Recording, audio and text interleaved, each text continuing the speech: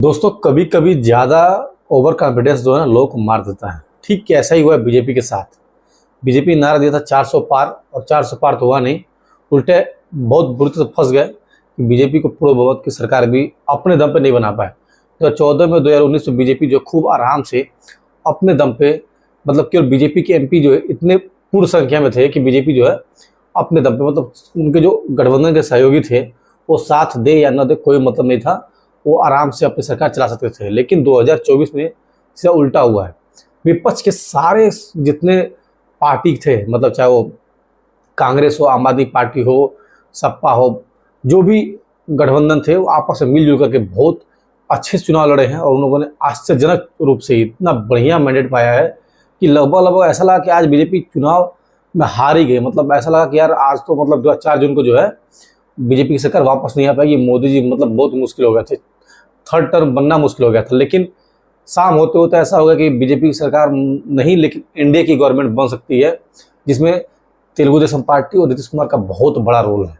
मतलब अब इन दोनों का सपोर्ट बीजेपी को चाहिए ही चाहिए, तब जाकर के मोदी जी तीसरी बार वापस आ सकते हैं। हाँ, ये जरूर है कि 1962 के बाद तीसरी बार ये सरकार जो है, ऐसा हुआ है कि तीसरी बार कोई सरकार वापस बनने जा रही है। दोस्तों कुछ ऐसे फैक्टर्स हैं जो मोदी जी को और बीजेपी को सोचना चाहिए कि भाई ऐसा क्या हुआ कि जिसकी वजह से यूपी में, महाराष्ट्र में, राजस्थान में और बाकी ऐसे बहुत सारे स्टेट हैं जहाँ पे बीजेपी ने लास्ट ईयर अच्छा प्रदर्शन किया था और इस बार उसने अच्छा प्रदर्शन नहीं किया।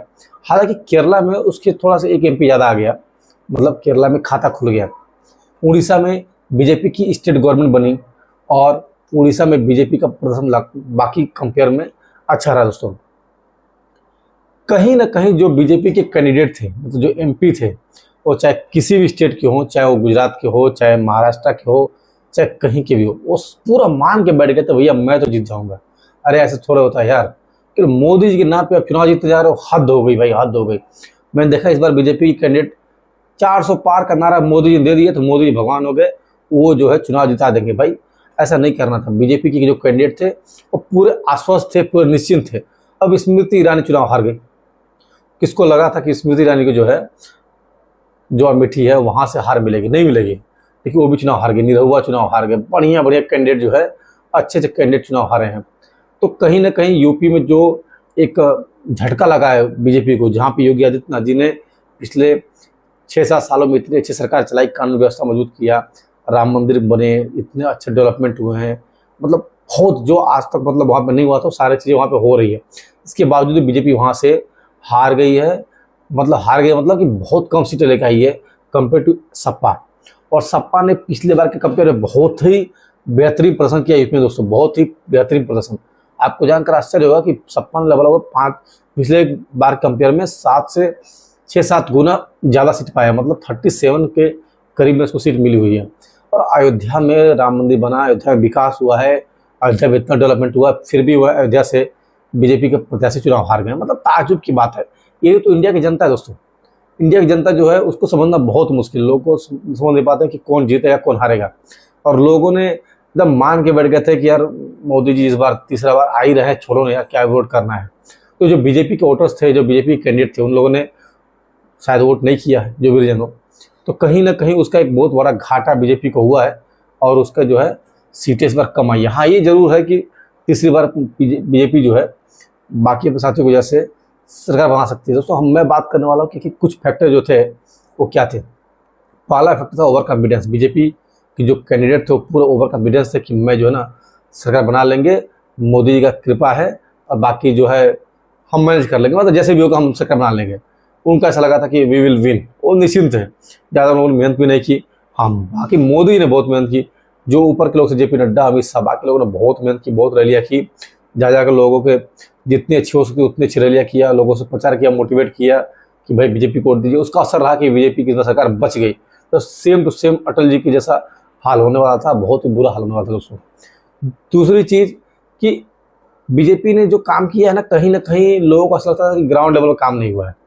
और देखिए टैक्स में कोई छूट मिला लोगों को ज़्यादा, है ना। जो मिडिल फैमिली थी उनको लग रहा था कि कुछ फायदा मिलेगा। अब कहीं ना कहीं महंगाई भी बहुत बड़ा मुद्दा बनाया विपक्ष ने, ठीक है।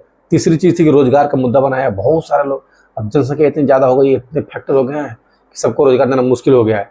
और उसका फायदा मिला देखिए बिहार में जब सरकार थी राष्ट्रीय जनता दल की और जदयू की, तो दोनों ने मिल करके एक बहुत बढ़िया वहाँ पे टीचर का भर्ती करा, लोगों को अच्छे से मोटिवेट किया और लोगों को फटाक से नौकरी दी। लेकिन यूपी में क्या हुआ, जितनी भर्तियाँ निकली उतने ज़्यादा जो है पेपर लीक होते चले गए, और वहाँ के जो युवा थे, वहाँ के जो वोटर्स थे, उनको कहीं ना कहीं एक गुस्सा रहा, अंदर भरा रहा कि यार हम लोगों को नौकरी नहीं मिल रही है। देखिए सिंपल सी बात है यार, बेसिक चीज़ तो पूरी करनी ही पड़ेगी या जो भी हो। गरीबों को मकान मिला है, सब कुछ मिला है, A to Z, लेकिन जो मिडिल फैमिली थी उनके लिए बीजेपी कहीं ना कहीं कुछ ऐसी चीज़ें थी जो फैक्टर नहीं कर पाई, उसके वजह से मार खा गए दोस्तों। चौथी बात ये रही कि बीजेपी के जो मूल वोटर्स थे उनको निश्चित हो गया था कि यार 400 पार तो जा ही रहा है, छोड़ो हमारी पार्टी जीत रही है यार, क्या करना है, वोट नहीं देने का। लेकिन विपक्षी गठबंधन की जो लोग, मतलब जो उनकी पार्टियां थी, सपा, कांग्रेस, आम आदमी पार्टी, लोगों ने इतने मजबूत होकर चुनाव लड़ा है, तो उनके वोटर्स जो थे कंबाइंड हो गए, और कंबाइंड होने से बीजेपी को कहीं कहीं पे जो है 1000 वोट से 2000, 4000, 5000, 6000, 10,000, 50,000 ऐसे वोटों से हार मिली है दोस्तों।